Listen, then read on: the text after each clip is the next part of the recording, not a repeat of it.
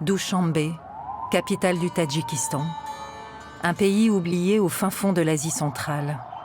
Un pays où parler à des journalistes peut conduire à la prison. Malgré l'apparence de calme et de richesse de la capitale, le pays est sous pression. En quelques années, 2000 Tadjiks seraient partis rejoindre l'État islamique et participer au djihad en Afghanistan, Syrie, Irak et Caucase. Alors le Tadjikistan a mis la religion sous haute surveillance et instauré sa propre charia. Un islam qui se voudrait sans barbe, même si elle est encore tolérée pour les anciens, et sans hijab pour les femmes. Un paradoxe dans ce pays de 9 millions d'habitants, composé à 95% de musulmans.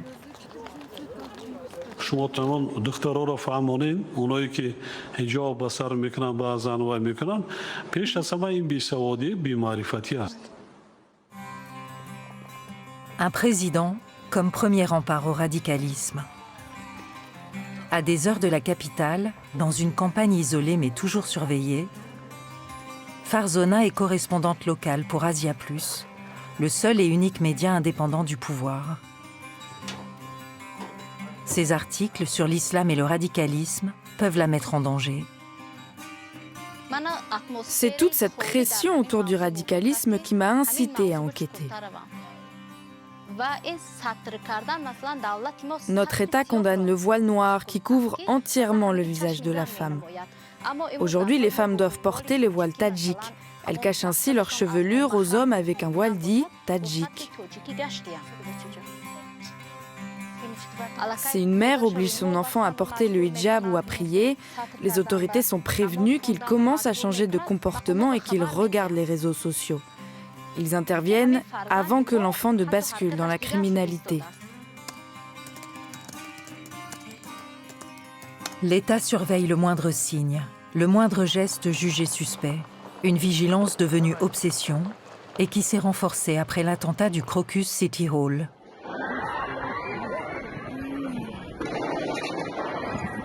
En mars 2024, 4 terroristes tadjiks pénètrent dans une salle de spectacle près de Moscou et tirent sur la foule avant d'incendier le bâtiment. Un massacre revendiqué par l'État islamique. Pendant longtemps, dans cette ancienne république soviétique, les communistes ont tenu les musulmans sous contrôle. En 1992, à la chute de l'URSS, la guerre civile éclate. Tadjiks islamistes, progressistes et communistes s'affrontent. Emomali Rahmon, ancien apparatchik soutenu par Moscou, écrase le parti de la Renaissance islamique et s'empare du pouvoir. 33 ans après l'indépendance, il règne toujours sans partage. Un népotisme assumé. En famille, il détient tous les pouvoirs, les banques, les entreprises les plus importantes du pays. Le récit national joue un rôle central. L'apparence est une profession de foi politique.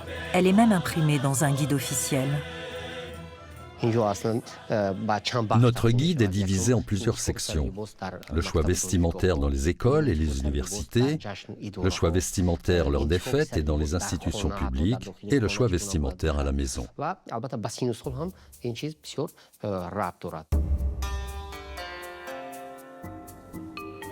La femme tadjike, considérée comme digne, est celle qui se conforme aux tenues encouragées par le gouvernement. Pour elle, pas de hijab importé, mais le voile tadjik, celui que le livre officiel recommande. Dans ce livre, nous expliquons le port du voile ou du hijab. Aujourd'hui, certains jeunes imitent le radicalisme, l'islam arabe, mais des instructions précises sont données sur ce qu'il faut porter.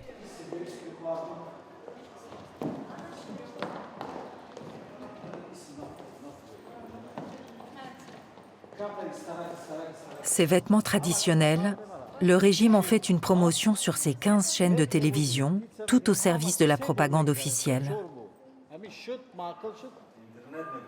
Bonjour Tadjikistan est le rendez-vous télévisuel matinal le plus suivi du pays. Sous ses airs de légèreté, sa mission est simple, construire l'identité tadjike de demain.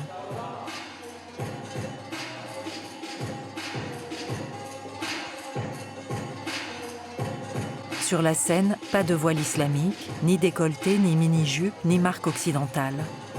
Tout ce qui s'apparente à une culture étrangère n'existe tout simplement pas. Cela n'a rien à voir avec la liberté des femmes. Nous sommes toutes libres au Tadjikistan.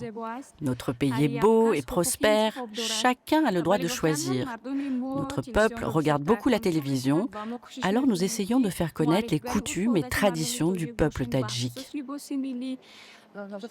Vous avez dit qu'il y a la liberté de choix pour les vêtements, mais si vous portiez le hijab, est-ce que ce serait possible ? Ce que la journaliste n'ose dire, c'est qu'en portant le voile islamique, elle risque de perdre son travail et une lourde amende. Dans ce pays où le port du hijab est prohibé, celles qui le portent sont écartées. Parce qu'elle refuse de l'enlever, Zeynab, mère de 5 enfants, a tout perdu. Son travail, sa vie sociale et sa respectabilité. Aux yeux de la société, Zeynab est une extrémiste.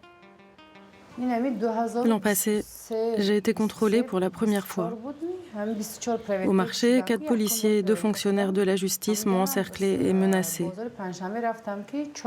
Ils m'ont ordonné de retirer mon voile. Je leur ai répondu que je ne l'enlèverais pas. À la mairie, on m'a refusé de me donner l'acte de naissance de ma nouvelle fille parce que je portais le voile. Ma grande fille, on l'a empêchée de rentrer à l'école et d'assister aux cours car elle portait le hijab. Elle l'a retiré, mais continue de le porter dans la rue.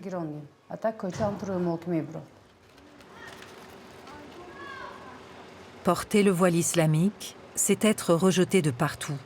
Des universités, des banques et pire encore, des hôpitaux. Le président interdit le port du hijab, les vêtements étrangers. Écoutez, faites bien attention. Je vais prendre une photo de vous. Enlevez votre voile ou la police va vous arrêter.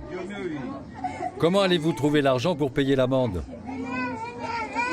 Attache ton foulard autour de ton cou.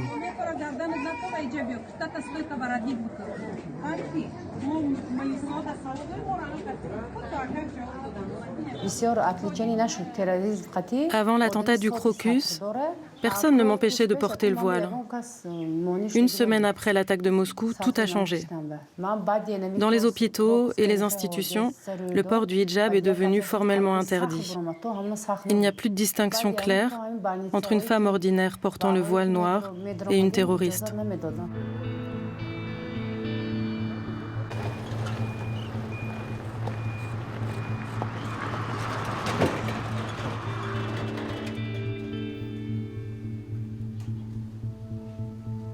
Hijab et radicalisme, des mots tabous. Pourtant, Farzona n'a pas peur de les prononcer. Femme et mère, elle poursuit son rêve, être journaliste dans un pays où les voix sont bâillonnées et les femmes confinées. Moi, comme femme, en plus du travail de journaliste, j'ai du travail à la maison, je m'occupe d'un enfant. J'ai des responsabilités maternelles et être une femme est déjà une responsabilité. Je suis stressée et inquiète.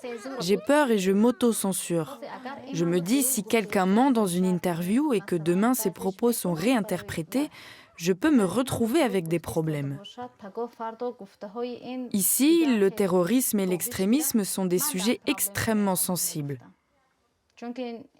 Même après 1 ou 2 mois, j'ai peur de répondre quand un numéro inconnu m'appelle. Je crains qu'à cause de mon article, il puisse m'arriver quelque chose.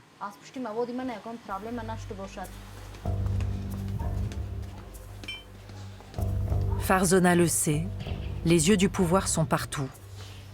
Ceux qui s'écartent de la doctrine deviennent suspects. 1750 cas d'extrémisme sont en cours d'instruction cette année. Parfois, un simple like sur les réseaux peut suffire à déclencher une enquête. Il y a 2 Tadjikistan, celui des pauvres et celui des dorures et des lumières. En toute sobriété, Dushanbe, la capitale, se rêve en Dubaï d'Asie centrale et projette l'image fantasmée d'un régime tourné vers le progrès, détaché du religieux. Une triste mise en scène où rien ne doit trahir l'implacable réalité. Le Tadjikistan est le pays le plus pauvre de la région. Pour nourrir leur famille, près de 2 millions de Tadjiks partent pour la Russie voisine. 45% du PIB du pays provient de ces travailleurs émigrés.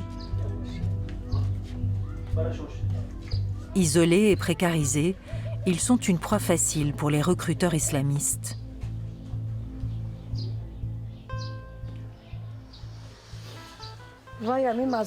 Mon fils est parti pour Moscou. Il avait un taxi et travaillait comme chauffeur.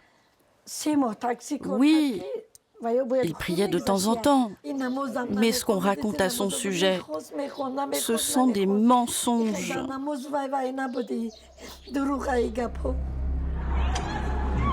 C'est son fils, Dalerzon Mirzoyev, qui est suspecté quand, le 22 mars 2024, 4 hommes armés prennent d'assaut la salle de spectacle Crocus City Hall, près de Moscou. L'attaque, revendiquée par Khorasan, la branche de l'État islamique en Asie centrale, fait 149 morts et plus de 500 blessés. En quelques heures, les services russes arrêtent et présentent à la presse les présumés assassins. 4 travailleurs immigrés, tous tadjiks. Террористов, убийц, нелюдей, у которых нет и не может быть национальности, ждет одна незавидная участь – возмездие и забвение. Будущего у них нет. Rien ne me dit qu'ils sont encore vivants. Ils ont été sauvagement torturés. J'ai vu le visage de mon fils défiguré et j'ai vu l'autre avec son pansement sur la tête et avec son oreille coupée. Je veux demander à Poutine de pouvoir parler une fois à mon fils. Ça va faire 1 an et 3 mois que je n'ai aucune information. Je ne sais même pas s'il est mort ou vivant. Nos enfants, les Tadjiks, n'auraient jamais fait ça. Tout ce qu'on raconte sur eux, ce sont des mensonges. Ils le savent, ils ne reverront jamais leur fils, ni son frère, djihadiste disparu en Syrie.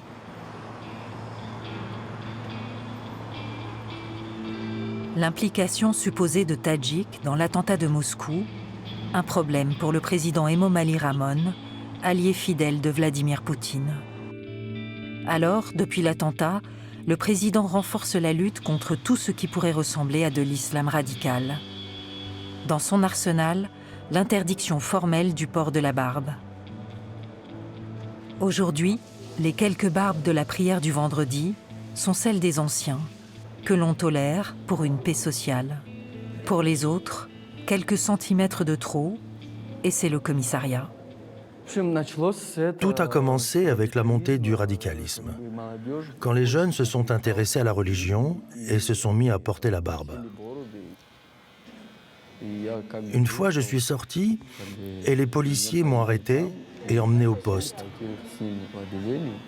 Là, ils m'ont dit d'aller chez le barbier, de me raser et de revenir leur montrer une photo prouvant que je m'étais rasé. Puis, il y a eu une deuxième fois. Mais cette fois, il y avait une tondeuse au poste de police et j'ai dû me raser tout de suite.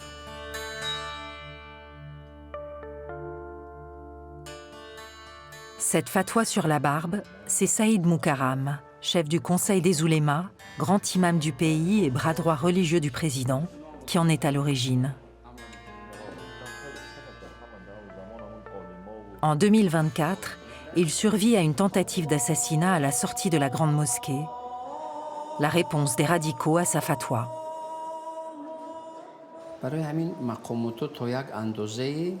Les autorités doivent mettre de l'ordre dans les barbes, afin que soit identifié celui qui est terroriste, celui qui est extrémiste, ou qui pourrait être impliqué dans des actions comme la réalisation d'un attentat ou d'un acte terroriste.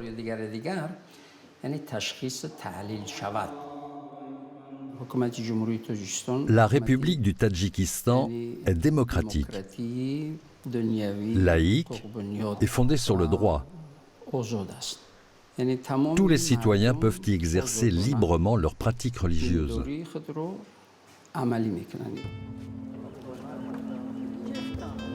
Pour Emomali Rahmon, le président, L'islam doit être absolument sous contrôle. Il en va de sa survie politique. Tout doit passer entre ses mains, y compris les prêches. Chaque nouvel imam qui franchit les portes de la madrasa, l'école religieuse, en ressort modelé par le pouvoir. Son directeur est bien sûr nommé par le président. Il est important que le citoyen connaisse son histoire, qu'il comprenne la politique de l'État, pour qu'il puisse bâtir son propre avenir et aussi celui du pays. Nous développons et renforçons dans l'esprit des jeunes cette idée, cette conviction que le terrorisme et l'extrémisme sont les ennemis de l'humanité. Des apprentis terroristes, la campagne tadjik en regorge. Les recruteurs le savent, la misère laisse peu d'horizons. Farzona s'est spécialisée dans leur histoire. Mais il en est une qu'elle suit comme une obsession, celle d'Abdoulo, enfant martyr emmené en Afghanistan. À ce jour, selon l'adjoint du chef de la commune, 22 habitants de cette région sont inscrits sur la liste des personnes recherchées pour affiliation à des groupes extrémistes.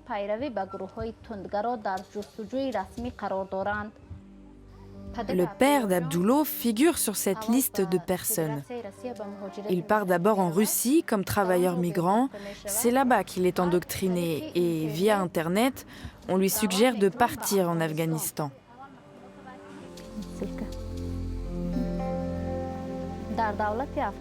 Les parents d'Abdoulo combattent en Afghanistan. Là-bas, ils sont tués. Abandonné dans la neige, le garçon a les pieds gelés. Abdoulo a perdu connaissance quand des inconnus l'emmènent à l'hôpital où, sans aucune anesthésie, il est amputé des 2 jambes.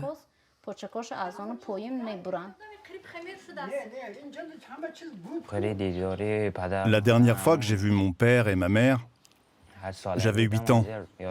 Aujourd'hui, je n'ai plus aucun souvenir de leur visage.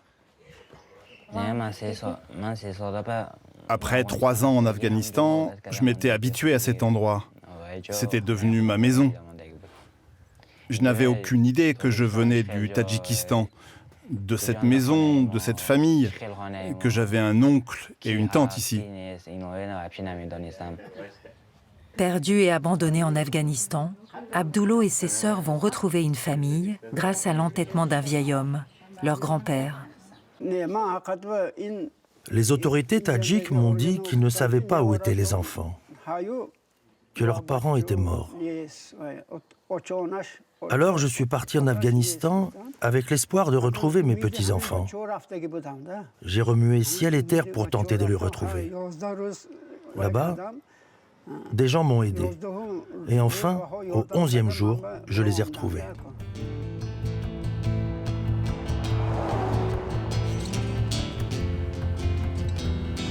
La mythique route du Pamir, une route sous haute surveillance.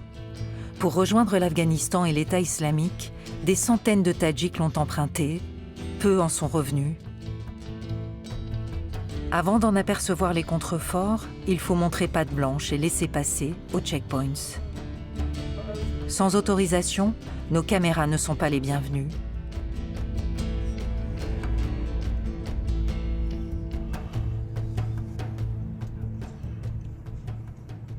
Malgré les barbelés et les patrouilles militaires, la frontière longue de plus d'1 millier de kilomètres est réputée pour sa porosité.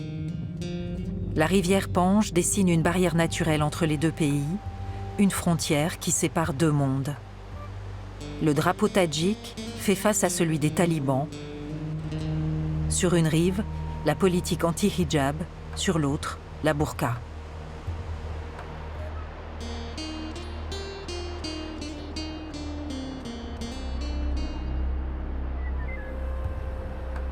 À 8 heures de route de la capitale, Douchambé, le petit village de Darvoz, sous l'œil protecteur du président, fait figure d'avant-poste face à l'Afghanistan. C'est une guerre clandestine qui se joue dans cette zone sensible à la contagion djihadiste. Les panneaux au poste de police rappellent les noms et les visages de ceux partis pour le djihad.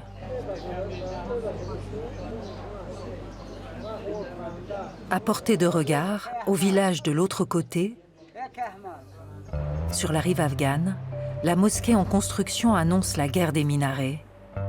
Le même Dieu pour des prêches que tout oppose.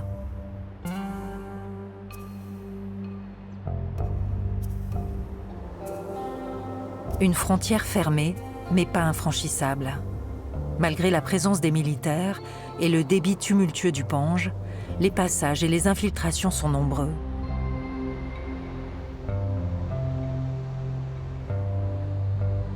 Davros, un village frontière sous le strict contrôle de l'armée et des miradors.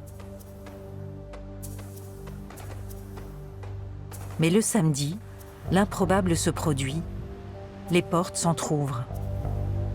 Dans cette région pauvre, il faut bien commercer. C'est par le pont de l'Amitié, baptisé ainsi du temps des Soviets, qu'une fois par semaine, les motos afghanes se rendent sur la rive tadjike. Le temps d'un marché, les frontières se dissipent. Des deux côtés, on parle la même langue. Chaque visiteur afghan doit porter autour du cou un numéro unique, un passeport éphémère. Comptés à leur arrivée, les commerçants afghans devront tous quitter le marché l'après-midi venu. Ce laissez-passer avec le numéro 97 prouve que je suis entré au Tadjikistan. Il est valable 4 heures. Sans ce papier, impossible de passer, et pour l'obtenir, c'est difficile. C'est facile de venir ici avec ce pont entre les deux côtés de la frontière. Chaque samedi, les gens se rassemblent sur ce marché. C'est pratique, on peut vendre nos marchandises.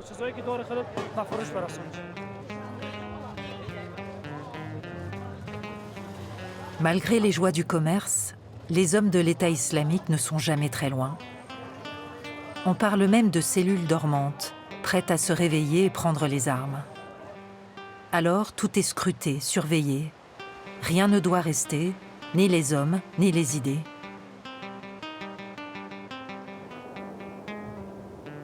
Le radicalisme, le Tadjikistan en a fait un prétexte de répression tous azimuts. Une tension qui légitime la traque des dissidents. Tout ce qui est hors du cadre est considéré comme extrémiste et dangereux. Pour Masrab, rédacteur en chef du seul média indépendant du pays, cette lutte est dangereuse et contre-productive. Je pense que la lutte contre l'extrémisme est un prétexte pour cacher les discours des gens insatisfaits au Tadjikistan.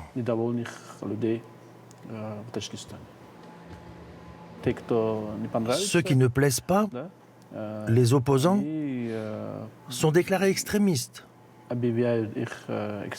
ou liés à l'extrémisme et envoyés en prison.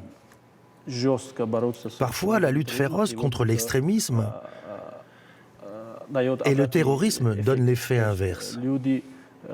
Les jeunes voient que tout le monde est emprisonné. Alors ils partent vers d'autres pays. Et là, ils s'engagent dans la religion, étudient l'islam et tout ce qui peut aller avec.